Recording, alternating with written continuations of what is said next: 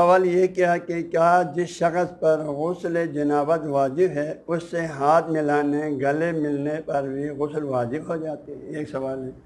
ہاں جی، کوئی بندہ جس پر غسل جنابت واجب ہے، دوسرا وہ یہ بندہ کسی اور سے ہاتھ ملائیں، کسی اور سے گلا ملائیں، تو کیا اس بندے خدا پر بھی غسل واجب ہو جائے گا؟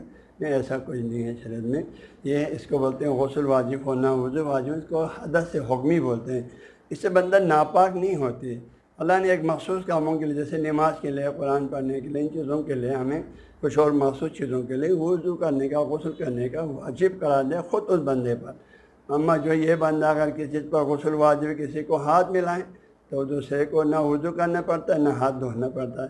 نہ گلے ملائیں تو گلے بھی ملا سکتے ہیں، ہاتھ بھی ملا سکتے ہیں، دوسرے کو خوش بھی کرنا نہیں پڑے گا، دوسرے پر کچھ بھی واجب ہے، نہ اس پر غسل واجب ہے، نہ اس پر وضو واجب ہے، نہ اس کا حتیٰ وہ ہاتھ جو ملائے وہ دھونے کی بھی ضرورت ہے نہیں۔ یہ سرایت کرنے والی کوئی کوئی ناپاکی نہیں ہے۔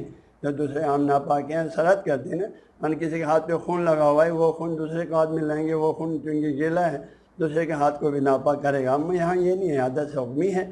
حدث حکمی میں جو ہے آپ دوسرے پر کوئی چیز سرایت نہیں کرتے، دوسرے پر کچھ بھی واجب نہیں ہے، نہ اس کو غسل کی ضرورت ہے، نہ وضو کی ضرورت ہے، کچھ بھی ضرورت نہیں۔